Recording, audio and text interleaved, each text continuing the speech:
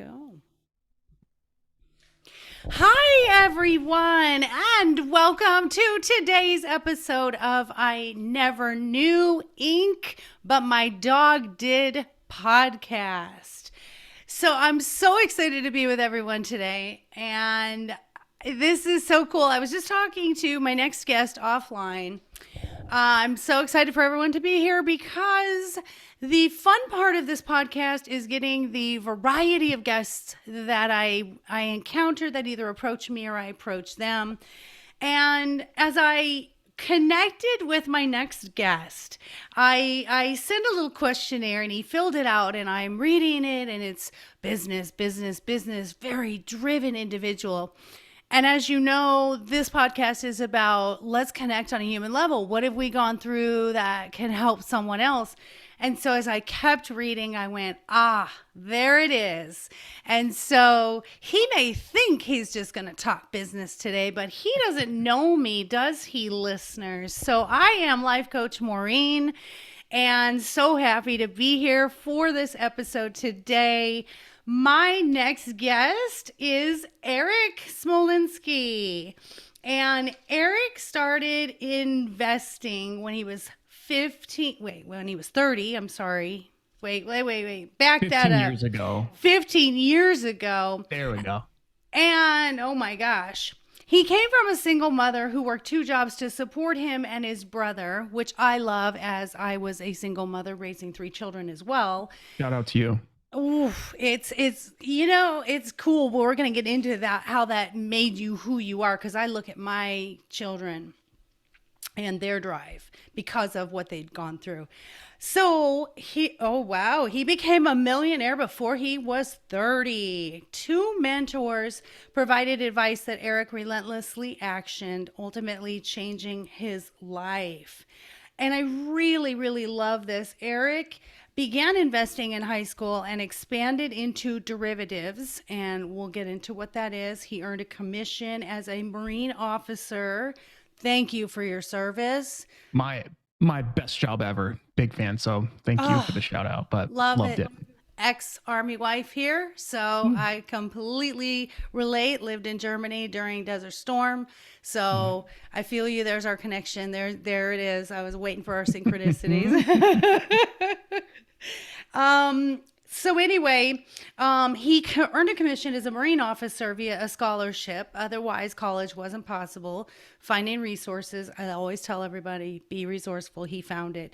And obsessively studied investing and trading. He applied his statistics background from his undergrad and graduate degrees to create a disciplined and quantitative approach to trading.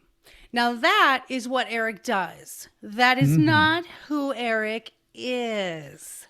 You thought you were You thought you were having a surface, superficial, what do I do conversation. Welcome to Auntie Maureen's Corner. So I asked this question of where your biggest struggle is, and I'm going to let you tell your story. I'm not going to tell this story. So I think everything that we do comes from where we came from, whatever struggles and experiences as humans we had, and especially in childhood is very important to me. And I see it in my coaching clients. So tell us first, I never knew, this is our storytelling time. Tell us where you came from, what it was like growing up, and how you became this really driven millionaire man who sits in front of me today. Honestly, it's a really, really great question. And I'm already fearful for where this conversation goes and what rocks it's going to unturn, because I think about it, and looking back, I'm not sure I could really point to you that there's this powerful function that at least I can identify that led me to be the way that I am. And I say that for a couple of reasons. My brother, I love him to death, and he's very intellectual in his own way. We're very different and also very much the same, but the way that we even approached school was so different. Like, I was so strict on myself. My mom never had to tell me anything. She just knew that I was going to grind myself And my brother, on the other hand, was a loose freaking cannon that we were just trying to get through the grades. And I like looking back at that, I didn't feel any pressure from my mom. She never bothered me, especially because I knew I didn't have a really big metric to beat. Sorry, Sasquatch, that's what I call my brother. But I mean, I didn't. He kind of just bumbled through school. So I wish I knew the answer to that part, but I really don't. I think a lot of it was um, I find myself very intellectually curious about just about everything. And then when I start going down that path, I start to see what other people are doing. And then I kind of create a benchmark for myself. And that benchmark is never around wherever the pack is. It never appealed to me. I wanted to know what the people that were super successful at whatever it was, what they were doing, so I could figure it out. But I think the main driving force, at least from the business side of my life, is my mom, much like you, she worked her butt off. Like, she worked her butt off. And I just remember I kept looking at that thinking, like, man, that's a tough way to go through life. Like, that's essentially, the path. And I wanted to find another way for two reasons. One, I wanted a different life experience if it was possible for me. But then the other thing is, I knew my mom, she didn't have a retirement account. She was a contractor. So she doesn't have a bunch of retirement money to fall back on. And I'm sitting there thinking, she's already starting to get older. So what's the game plan here? And the game plan is, it's on me. Like, I felt an innate responsibility to be in a position to support her, because she sacrificed literally the best years of her life for my brother and I. And, what am I going to do with that? Just say, oh, well, thanks, catch you later? Like, absolutely not. She sacrificed for us, and I saw that. So I wanted to make sure I was in a position to at least affect her life positively when I could. So I think that definitely was an undertone. But even before that became a perception for me, like when I was really young and even elementary school, or I still remember then, like, doing well on tests was so important to me, just because I didn't want to not do well. That's about the best I got for you. So maybe you have some ideas for me, but I'm not so sure myself. This is great. This is so great. And I know that you bring up on my questionnaire, we were talking, or I was asking you about like the lowest moments. And when you bring up that you had an abusive alcoholic father who did love you, which I completely get it, having an addiction and loving someone is totally different. Um, but it's interesting because it sounds like your mother and I have a lot in common, because my children's father was an abusive alcoholic. And you sound very much like my middle child. Now, Oh, interesting. my oldest one, she was the squeaky wheel. She always got in trouble, and we actually are estranged today. Got pregnant at 17, and I have my grandson here with me now. And then my youngest one was very much younger than the other two, and he struggled a lot with not having the male role model that he needed. But you sound very similar to my middle child, who just did what needed to be done. She was that peacemaker. She always said to me, I didn't want to disappoint you, Mom. And so every time I'd go to a school conference with her teacher, the teacher would say, I don't know why you're here. There's nothing to discuss except she's just absolutely perfect. Mm. And it's interesting when you say that your brother, Mr. Sasquatch, Hmm. what I love is that you love him and you embrace your differences. Of And course. we're all so different. I can have three children that are so completely different. And I think my generation, like your mom's generation, sort of our parents wanted us to be a mini me of all of them. Do what we say, Mm. not what we do. Follow this grid of what society and what we expect you to do.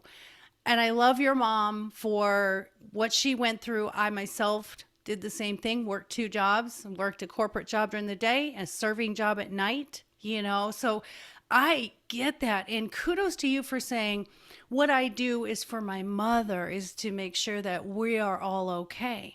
Do you think, though, the example of your father because I know my youngest is a boy, my oldest two are girls, and my youngest son or my son.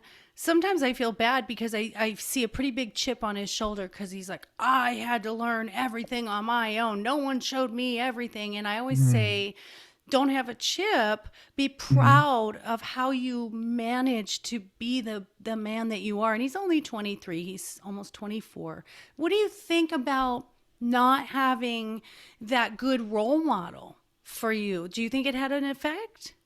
Yeah, I think it certainly did, but it's almost to the inverse where I was supremely receptive to input from people. So those mentors that I, shared in the screener form, they're not related to me in any capacity. They're literally strangers that I've met over the course of my life. That one of them, I refer to him as my stepdad. He was literally out here. He's in New York, but I live in California now, and he was out here visiting me. He visiting me here like 2 months ago. He stayed with me for like a weekend. Like I am so close with him. And I think that's one of the first things that comes to mind is not having like a soul mentor in that way. Yeah, there's definitely downfalls from it for sure. I think is factual, but I think the way that I viewed it is I could either sit there and think about those downfalls or I could do something, right? Do something else, find another way. And that's when I just started talking. I talk to anybody about anything. And just a lot of the stuff that I hear, honestly, is BS. And that's okay. That just goes right through the filter, right out the back door. And that's okay. But even in those conversations, I'm able to pick up nuggets of wisdom. And I think not having that soul father figure actually led me to be far more receptive to input from other people. And I also have to give a huge shout out to the rest of my family, like my aunts, my uncles. They were pivotal. And again, it's for that same reason. Like instead of on the weekends, my dad sometimes he was supposed to come pick, my brother and I up. And we would sit outside, we would wait for him to come, and sometimes he just wouldn't show up. And it was what it was, not a super stoking experience, but that's how life goes. But I had uncles, and one of the uncles started bringing me over to his house every single weekend. He became so rock steady that I learned the concept of dependability from him. This dude that I'm not even his kid. And he still did that for me. And he actually taught me a lot about cars. So I have a built car here. That's what that picture is up there, is a car that I built. And it's because of that uncle. The first car I worked on with him was a 67 white Corvette Stingray. And this is the new generation of that I built. And, so I feel like that saying, I always butcher it because I'm an idiot, but the concept of, it takes a village to raise a child, like that's what it was for me. I was so fortunate to have other fantastic people in my life. And I was in a position where I mentally made myself receptive. And I think that worked out really well. And not to go on too long, but there is one other really important point that I think is worth mentioning because it changed my perspective on everything. I really identify with your son, where I felt like that same chip. It felt like I had to do this without any guidance. Other people are, getting guidance, and how unfair is that? And one of the things that I heard was actually from my ROTC instructor when I was in college going through the commissioning program for the Marine Corps. And he essentially was asking me just how things were going. And it was awful at that point with my dad. It was not good. And he said, like, what are you so upset about? And I started rambling. And he goes, listen, he's like, all of those things you just shared with me, you have now just learned firsthand what not to do for other people, what not to be like for other people. Think of how good of an example you can be now that definitively via firsthand experience what that's like. That changed my entire outlook, and it fits so well because the Marine Corps is really obsessed with servant leadership. And that gave me a purpose. That experience that I had now had a purpose. So it wasn't a negative experience for me anymore. It was something that I went through. I don't want other people to go through, but because I went through it, I'm now able to have a different perspective and leverage that experience to try to help other people. Yes, 100% on all of it because you chose to have a different perspective. And I always say family are the people that you choose. They don't necessarily have to be blood. And what I hear is this repeating theme with you. If I were life coaching you, I'd be like, oh, here's the theme. And the theme that makes you so successful, Eric, is that you were open minded and you were always willing to see and think outside of the box to take whatever you needed. And I love that. I'm the same way. And you used my phrase, nuggets of wisdom.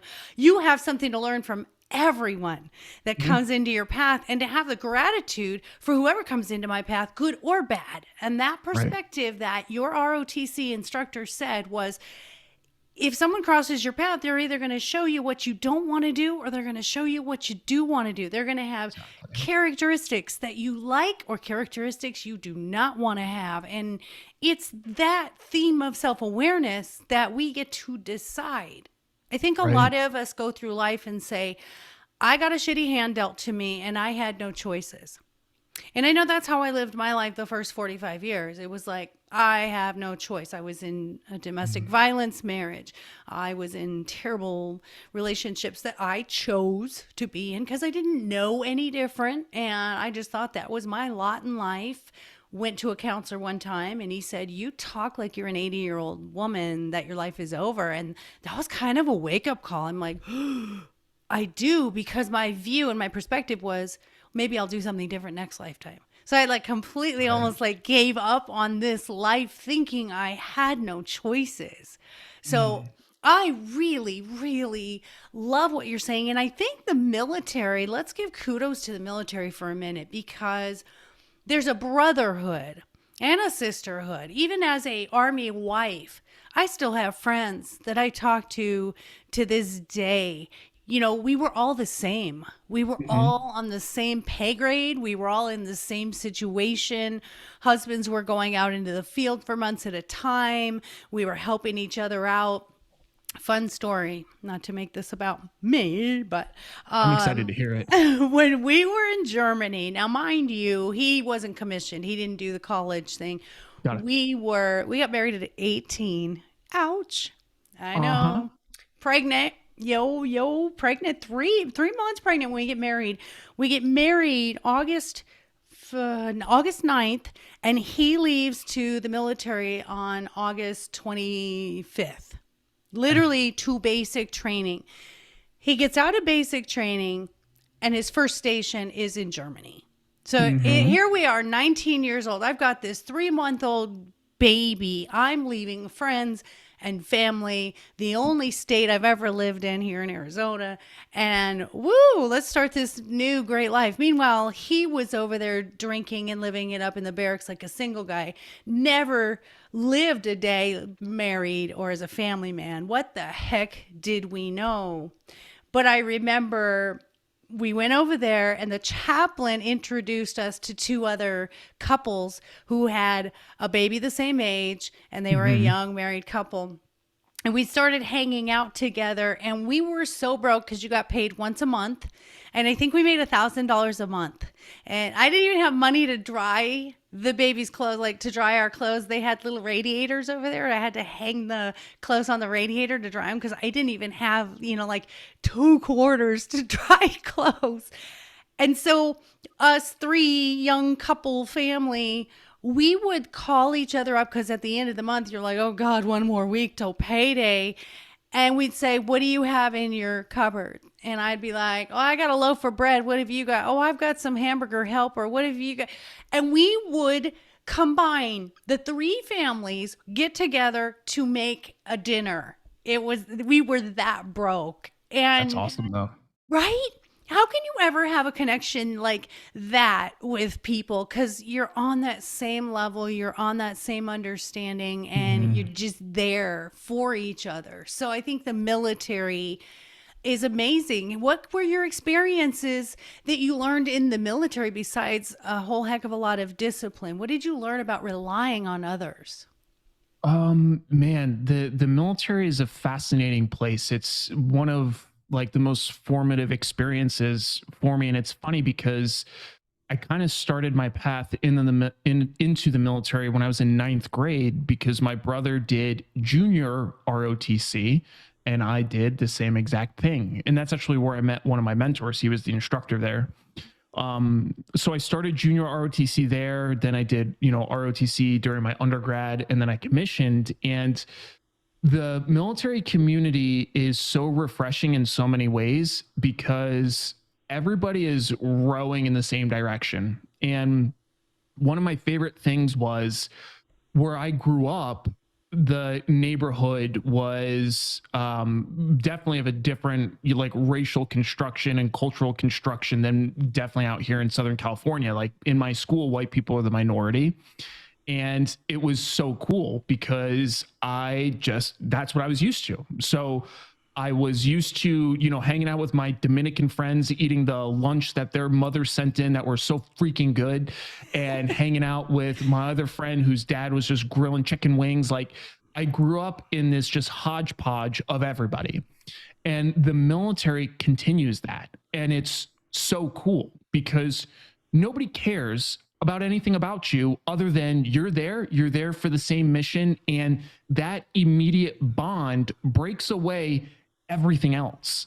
So you can have the most raw, open conversations with people and relationships. Like primetime example, I went to go visit a buddy this past weekend. He was just cooking some food and he said, "You guys want to come over and hang out?" I said, "Absolutely." I was in the Marine Corp with him. And he had a friend there he's in the Marine Corps right now with him. I had never met him. And I walk in, the dudes were drinking a little bit. Their flat doesn't have a bunch of airflow. So they're sitting there without their shirts on cooking. And this guy that I've never met, like the first thing I do is I go give him a hug to say hello. And like, that's the power of the military is this shirtless guy that I've never seen before. I go give him a hug. I know this guy already. I don't know anything about him, but I know him. And I think the military really imparts a lot of that on you. And then the other thing is just the problem solving. Nothing's ever perfect. You never have everything you want. None of that matters. You still have to do whatever this thing is. And normally between there is a lot of suck. It's normally not a fun thing to do, but you go through those kind of experiences with people and you create just these bonds that are bound in misery. And I really do believe that misery forms some of the most incredible bonds. That's why I still do martial arts today. I still go, roll around with half naked men that I don't know, and we kill each other for 2 hours. And it's for that same exact thing. So yeah, I think the military there's so much to glean from it, of tremendous utility. I absolutely agree with you. And I've said that same thing about shared misery. And I think that's why the beauty of mental health awareness now is that we're all being able to come out and be vulnerable about our stories. And people are going, "Oh, wait, I had that, or I went through that." And then you have this sudden connection where we've all taken the masks and the filters off. And it's like, Right. we just are who we are. You are right about the military. I grew up in a school as well that was the majority was Hispanic. And I'll never forget, there was another school closer to my house and a friend of mine went there and I said, "Well, hey, can I go to that school?" And there was more white people there. And it wasn't because of racism or anything like that in my family. It was just, it was closer and my friend went there and I wanted to go there. And I remember my father saying to me, "No, I want you to go here. I want you to know how to get along with everybody." And it was the best thing he ever did because I can get along with everybody. And like the military, you don't see color. You don't see Literally, race. no. You don't see any of that. I just remember I had so many great friends. One that was from Virginia and I'm from Arizona, and they said I had an accent, which I didn't think I did. But when I came home on leave, my family said I was talking like a Virginian, which was hilarious because you're just together so much. You just really you help watch each other's children, and it seems that there weren't as many expectations from your military friends as there is I'll say in the real world, because there just wasn't. It was like, oh, you need me to watch your child? I'll watch your child. It wasn't, Right. are you going to pay me to watch your child? Or I watched your Right. child last week. Will you watch my? It was just this combined village support system that I wish we would have in the world. You're right. It's such a foundation. And you're so much more emotionally intelligent than you even know, because I'm listening to you. That shared misery is that shared commonality where Mm. you have no judgment, because a, Right. from where you came from, b, that you were not judged. You were lucky to have these blessings of family that believed in you and mentors that found you. My son didn't have so much of that, but he had a mom that gave everything, and the weight for me was, their failure is all on me, but so is their success. And so that was a lot for a single mom, Right. to take. So you are such a great shining example, and I'm sure your brother is as well. So I told you this was going to get deeper. All right, now we'll get into the business of it. So this is so incredibly interesting to me, and I'm not a very logic minded person. I'm very emotional. So help me understand, if I were coming to you and I said, okay, Eric, what is this thing that made you a millionaire, and how do you get into derivatives? Tell us what this is all about. I think the simplest way to sum it all up is just create more streams of income. Like that is really what it all comes down to. When I first started trying to, which is actually funny, when I first started trying to invest, I was so scared to give any of the money away. And it's because I grew up in a very constrained environment. And I kind of learned quickly that if you hold on to money too tight, it doesn't do much of anything. So it's important to just embrace that risk. So for me, I started investing when I think it was ninth grade, so junior high school. And that was on the advice of that mentor from junior ROTC, the guy I referred to as my stepdad, because he saw what I was doing. I would work any job I could find because it's, again, what I saw my mom doing. She was working a bunch. So I was like, okay, that's how you make money. So I'll go do that. And it worked well, obviously, to create some principle to start with, but he's the one that planted the idea of investing. And I started that. I started to see some early success. And like most young men, I was incredibly patient, obviously. So, Oh, so yes, yes. My 23 right. year old son is so patient. Exactly. Yeah, exactly. And I wanted it faster. I wanted things to go faster. So I started trading and I traded fairly successfully, moderately so, where I wasn't, going backwards too far. And I really started trading at like the perfect time, right as we went through the crash in 2008. Mhm. And it was actually really good because I was so lightly invested that the crash happened and I got to trade a little bit during the crash, but then I really started trading as we were making the rally out of the crash, which was very lucrative for me. And when I was in college, I just kept looking up different ways of trading because I have a naturally obsessive personality. And as soon as I see opportunity in something, I am not going to let it go until I fully exhaust what I see. And for trading, it was kind of this world that fit so well for my mind because, like you said, you're very emotionally inclined. And for me, I am very pragmatic. And if I see something that makes dollars, it makes sense. And I'm cool with that. So I started figuring out how to add structure around trading. And that's where things started to take off. And that's where I met my second mentor that I referenced in that document, who was a trader and he was an Army veteran. And I met him online. Never seen him before that point. Just met this dude online. I actually had to like straight up manipulate him into talking to me, which was hilarious, but it worked. And I started getting dialogue from him and I took the rudder steers again, seeing the opportunity. And I just got really, really intricate into the detail and then the disciplined execution. And that's really how I got started. It all started with investing in stocks, just like most people are familiar with. Derivatives is just another kind of financial market. And it's just where the products that I trade, their value is derived from something else. So typically stocks that you see on the open market is just a different kind of a product that's attached to those. And then I started getting into real estate, and then I started getting into angel investing. So anywhere that I saw opportunity, I started spreading into it as far as it made sense for me.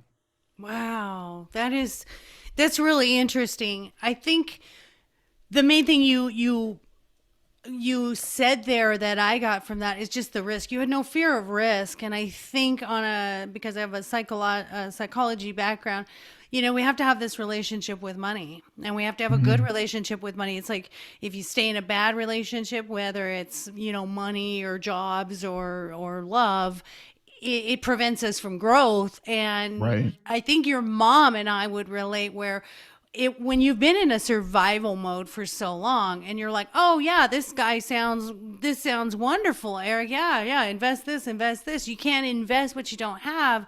And then if you lose it, that's a big deal for someone who has this attachment to money, this Exactly. emotional attachment to money.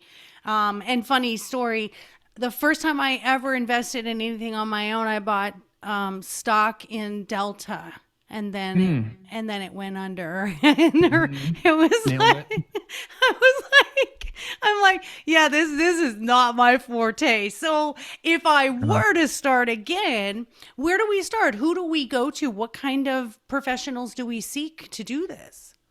Oh man, that's another fantastic question. And I am by and my wife will confirm this. I'm very much a contrarian and I like to buck the trend.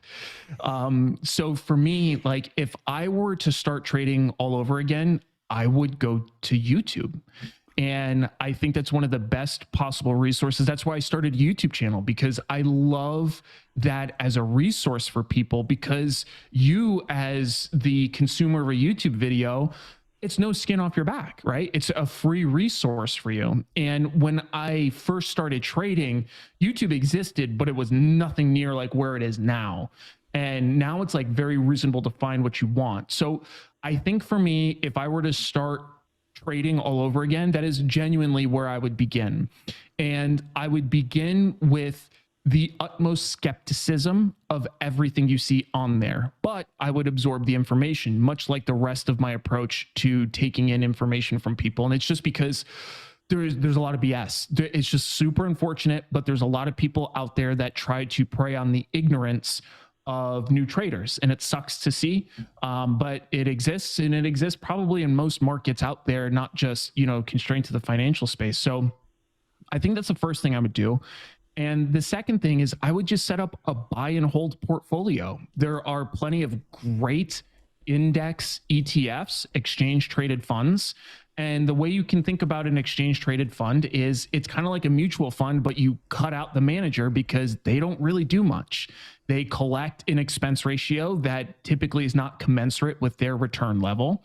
So if you buy an index ETF like SPY, that's the ticker, and the ticker is just kind of the characters that represent the product. That's the S&P 500. So it's made up of 505, 506 individual stocks, and that's it. You just buy one of those, come back in 30 years, ideally keep adding to it.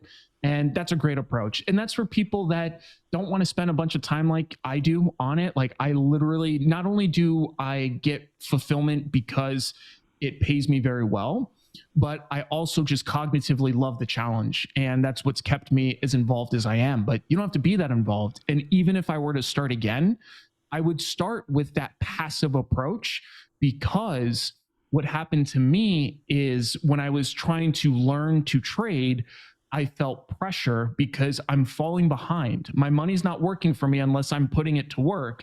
Meanwhile, I'm putting it to work in these haphazard, half formulated concepts because I haven't taken the time to define them because I'm in a rush, right? So by having the money working in a buy and hold portfolio while you're doing whatever else you want to do, whether it's to paper trade, which is essentially trading fake money, but you get great proof of concept that way. But I think that's probably one of the simplest ways you can get going. And then, like, there are a plethora of fantastic books out there about trading and investing. I think all of that just comes down to, the kind of content that you want to consume. one of the most known books, The Intelligent Investor. It's by Graham. That's been around literally forever. Warren Buffett does the forward on it. And it's boring as watching paint dry, but it's a great test. If you're interested in trading, I will say that is like a requisite read. And if you don't have the discipline to get through reading something you don't like, passive investing is probably better for you than trading, because you're going to have a lot more problems. Definitely, definitely. And my anxiety level just went through the roof. And I think there's a lot of listeners out there like me. However, my husband being the engineer, he would be like all into this Perfect for right him. now. Right. Perfect for I him. love this. So I'm gonna summarize it and make it a little bit more layman terms for my listeners. So buy and hold portfolio is your long-term stuff like CDs and that sort of thing, or stocks that you just hold on to for Exactly. a long time. So that being said, you're a very young man and I'm not so young. So what if I have 10 years left to retire and I really want to make something work for me? I have a 401k. I worked in corporate and I retired. Now I'm self-employed. What would Mhm. be a good thing for me to invest in that would make money in the next 10 years very profitably quickly without me having to be super involved in doing that? Or is that not a possibility? No, I think they're all possibilities. I think it comes down to our relationship with risk, right? Like, if depending on how you choose success over that 10-year benchmark, you could look at the average compound annual growth rate for, again, the S&P 500, just that index ETF. And something like that over the last, again, depending on what snapshot you take in time, over the last 50 years, you're somewhere between 8 and 15% return per year. So like, and that's pretty laissez-faire. Now you are receptive to market risk, right? Broad market risk, like we're going through right now, is a bear market. The market's down about 25%. So if you put all your money in that index ETF, it would be worth 3/4 of what it was before. However, if you have a 10-year runway, at least for me, that's still plenty of time. I think the time that I would really start changing my approach overall is if I'm looking to access the money within like 5 years or within 3 years. That's when exposing yourself to too much market risk becomes a problem.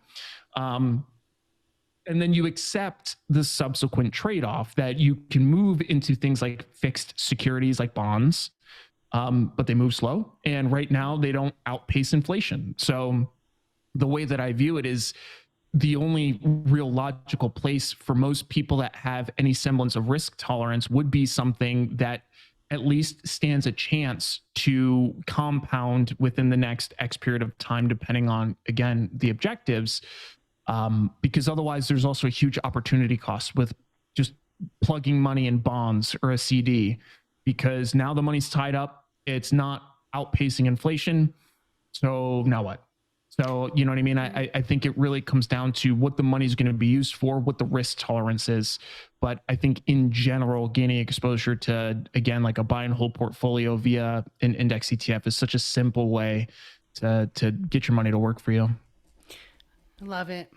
I love it. Now, I did hear something, and I'm a proponent of 401ks because someone else is putting money in there with you. If you're in a corporation and you should get a job, especially younger people. I tell my son and my daughters, you got to get a job with these 401ks because it's compound interest and you have somebody else putting money in too. So you're doubling, tripling your money. And I know mine did well. Now I retired from corporate, and I have something interesting that I hadn't heard of. They have individual 401ks for self-employed people. Have you heard of that? Mm-hmm. How Yeah, interesting absolutely. is that? What is that called? So it depends on the program that you're running, but that's literally exactly what it is. And there's really just a tax benefit to you when you run one of those. Obviously, you would have to create the back end for it. And again, depending on if you're a sole proprietor or part of some sort of C Corp, there's different rules that go with it. But essentially, it's just designed to do the same thing where you're at least getting a tax benefit. The additional contribution obviously is of limited utility because it's your own money, essentially, that you would be doing the quote unquote match, but there's tax advantages with it. So it's really just a way to structure taxes a little more efficiently. But I think, retirement accounts in general are super smart. I think if you have a 401k, that's great. I think you look into IRAs, individual retirement accounts, same exact thing. I think even HSAs, health savings account, they also have tax benefit and you can invest those. I think padding those as much as you can is important. And for me, I actually took a pretty risky approach where I didn't contribute much to my 401ks, or I'm sorry, to my IRAs for a while. And it's because I wanted to build up the principal in my margin account because my whole game plan was not to wait until I'm 60, 65 plus to access the money. And I think that is something for people to consider, is to strongly think about when you want to touch the money and what the penalties are for touching different amounts of money at different points in time. I would never say don't contribute to retirement accounts because I think, again, they're smart. But I also don't think it's as binary as a lot of people make it out to be, which is, oh, don't worry about the individual brokerage account, just do a retirement accounts, max them all out, and then move on. You could do that, but depending on when you want to access the money, that may not be the correct answer. Yeah, you still want it diversified. The nice thing about the 401k is that you can increase the risk, and you don't have to Of have course. such a hands-on. You just go, at least my company with Fidelity was nice. I was able to go in there and I'd say, okay, I really want some high risk. And some years I had this huge return on the Mhm. investment. And then other years I'm like, oh, I'm nervous. I'm going to lose, and I'd go more in bonds. So I really liked that. I'm not financially minded like that. What do you think? And this is going to be a really loaded question. You could probably talk on for 2 hours, but just give us the short opinion view on Bitcoin. I think if you have any interest in the cryptocurrency space, it's a strong consideration. I have Bitcoin. I traded Bitcoin back in 2014 and I did well with it then, especially when it first started its initial rise. It's just an incredibly volatile product, as we all understand. But the way that I view it is it could potentially be game changing. It could change everything. I'm not a Bitcoin evangelist like some folks that think, instead of paying your mortgage, buy Bitcoin. I'm not quite there, but I do see something with significant potential depending on how things go. So I think it's a strong consideration. Cryptocurrency in general is a fascinating space. Same thing with blockchain technology in general. I'm fascinated by it. I'm not as plugged into that space nearly as much as a lot of my friends, but it has a place definitely in my portfolio more for the potential exponential growth. It's not the kind of thing I would be looking at if I wanted to have, again, something that returns similar to the markets. You're not going to get that with Bitcoin just because the way it moves and the volatility that's in the product. But I don't think for anybody that has at least some level of risk tolerance that they should just write it off for that reason. I think that if you have risk tolerance, it's something to consider.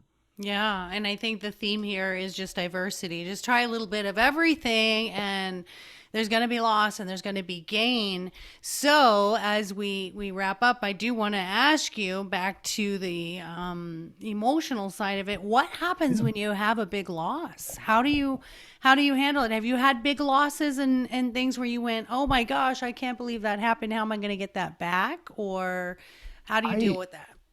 I had one of them, and it was when I was trading in college. It was the largest percent drawdown on my portfolio, and it made me rethink everything. And I'm very thankful that it did because I firmly believe before that point, I was suffering from the Dunning Kruger effect, where I kind of knew enough to be dangerous, but I didn't know what I didn't know.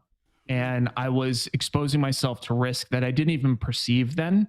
And it was trading was going very well for me at that point. I mean, I was in college, like making really good money trading, and I thought I had it all sorted. And that percent drawdown was very formative for me because that's what made me get as microscopic as I am now.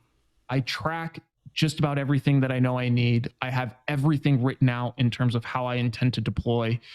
And I think that has been super important. Since that point in time, I've never had any sort of significant loss. And it's because I emphasize the concept of managing risk before anything else. And you do not exist as an investor in general, let alone a trader, if you have no principle. So making sure you have good control of your principle, I think, is absolutely essential. And even when I got into more kind of dangerous spaces like angel investing, that's really nebulous. And this is when you're investing literally like hard money lending companies that are trying to start up that don't want to get a loan from a financial institution for one reason or another. Huge amount of default risk. And the way that I've always controlled risk in those kinds of products is I always say, what number am I okay with zeroing out? Like if I give them $100,000, am I comfortable with that straight up going to zero? And if so, I have just controlled risk in that trade. And as long as the rest of the opportunity looks appealing to me, then I'm okay with it. But I would never get into something like angel investing or even Bitcoin with a number that I'm not okay with going to zero. Now, the fact of the matter is the propensity for it to go to zero is low. However, I play the psychological manipulation game on myself of already accepting that it's going to go to zero. I've done the best due diligence I can. I still think there's a good opportunity for this to work out. However, I've accepted the fact that this is going to go to zero. And if it does, no sweat. I saw it coming. Let's move on to something else. So I think making sure that we're controlling risk in a way that fits in with the broader portfolio perspective is important, but not fearing losses. Losses are a part of the business. A lot of people get too much ego involved. And what I tell people, especially in trading, is you have a couple choices. You could seek to satiate your ego and just try to be right about everything. And real tough to make money that way because you have a really hard time analyzing what actually happened because we're playing all these manipulative permutations of what happened in our head. Or you could accept the fact that losses are part of doing business. You're doing business. And as long as the aggregate still makes sense, who cares about the loss? I would rather be right 35% of the time, but profitable than right 90% of the time and not profitable. So I focus on the ultimate objective of making money. That's kind of how it all fits into place for me. Love it. I'm going to be cathartic for a minute. It's that's life right there. That's life. Whatever you do, whether it's in investing and finance or whether it's just investing in people or jobs or careers, whatever it is, without risk, you don't know. You don't know. It's great to plan, but you said a key word for me there, which is you can only control what you can control. The other stuff is risk, and that's how we go out into life every single day. So Absolutely. if anyone is interested in more about this stuff, where could they find you? What are your links? Where can they go to your YouTube channel? Mm-hmm. Let us know. I have a couple.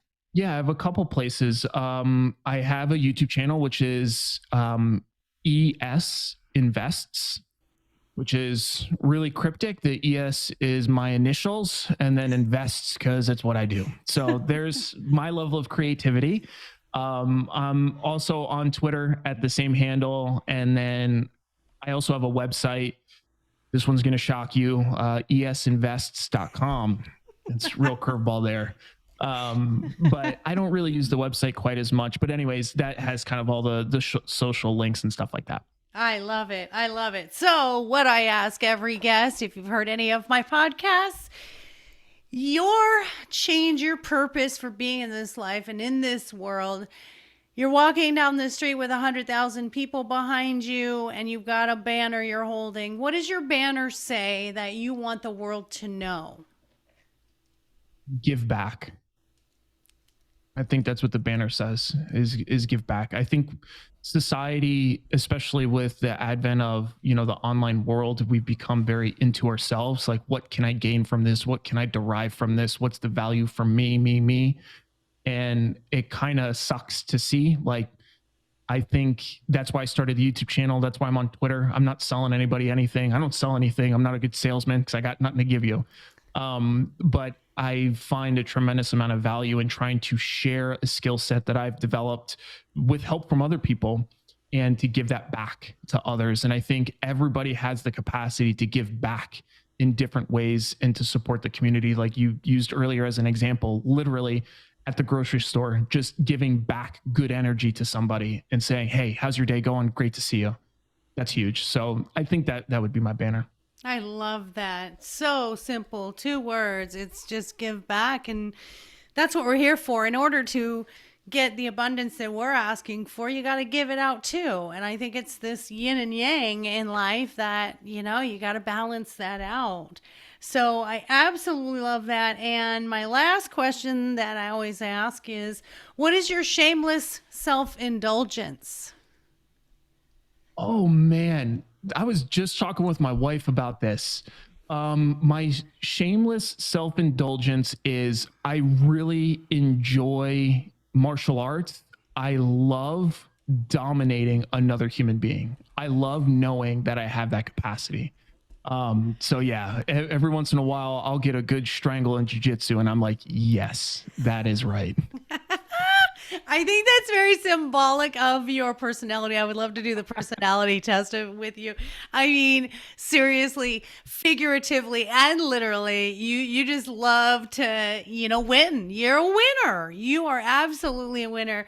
Well, this has been so much fun, and I feel like I need to say hello to your mom for some reason. I will. And she'll love that. You actually have no idea how much she will love that. So I will absolutely say that you said hello. Well, she's welcome to reach out to me and we'll have a little talky talk because, man, I think we have so much in common, but you're such a joy. I'm impressed by you for such an age is just a number. I can see that you are so well beyond your years and you've done the work. You've done the work to hone your craft, to do it for a purpose. And that's what I love. There's a lot of wealthy people out there who just want the wealth for themselves. And what I see in you Right. is this person that wants to share it with the world and to give back, like you said, with your mother, seeing what she had done. So having compassion and wealth, I think, is what really matters rather than just having the wealth, right? I literally couldn't agree with you more. I went through this really strange phase where once I started to hit some of my financial goals, I got super lost, to be honest, because up until that point, I was so internal. I was like, oh, okay, so now I could buy this cool truck that I wanted, or I can make sure my mom has a car next year. Like I could take care of things like that. But then I started to realize like the real satisfaction started to come when I made an effort to give more of it away. And I think that it's so powerful. It almost feels selfish. That's another fun conversation for you at some point, because the value I derive from like giving stuff like that away is also pretty significant. So Oh. yeah, I think giving back is the name of the game. Well, it's funny because I think the human nature is because wealth is so unevenly divided in this world, and we think the wealthy have the happiness, and that's really not it. It's when you strive for this brass ring and then you get it, who's around you when you have it and who are you sharing it with. And it can be a lonely place. I mean, there's been a lot of wealthy successful people who have committed suicide, and that's something that's obviously near and dear to me, that with mental health awareness, is money doesn't buy happiness. It's happiness brings abundance. There's a big difference there. Rather than abundance bringing happiness, the money is just the freedom and the ability to do things that bring you joy, but it isn't the end all be all. So I think this was a great conversation. I think you were a wonderful guest, and the diversity of my guests and my podcast, it may not be a portfolio diversity, but I definitely am a soul diversity gatherer, shall we More say. valuable. I like More to think valuable. so. I like to think so. At my funeral, I'm pretty sure people will appreciate that as opposed to the bank account that I might leave them. But I just think you're such a joy, and I appreciate your sharing this. And listeners, if you want to reach out to him, again, he made it really, really easy for you. Anywhere you want to find him, it's at ES Invest. So esinvest.com, YouTube at ES Invest, as well as Twitter at ES Invest. So he's got a lot of really, really wonderful information if you would like to know more. So we're going to end that today. And as I stated in the beginning, if anyone is looking for life coaching or if you're stuck in any situation in your life that isn't a financial portfolio, because that would be Eric's area, but anything emotionally, I'm there to help you. Just contact me at lifecoachmaureen.com. And also, don't forget to support our puppies. In our boutique is mydogiseverything.net, where we've got healthy and holistic treats for your furry friends, as well as safety and fun things, because who if they don't deserve it, who does? So thank you, Mr. Eric, and I hope you have a fabulous day, and we'll definitely be talking to you again, my friend. You're so rad. Thank you for having me. I cannot say how much I enjoyed the conversation. It was fantastic. So thank you.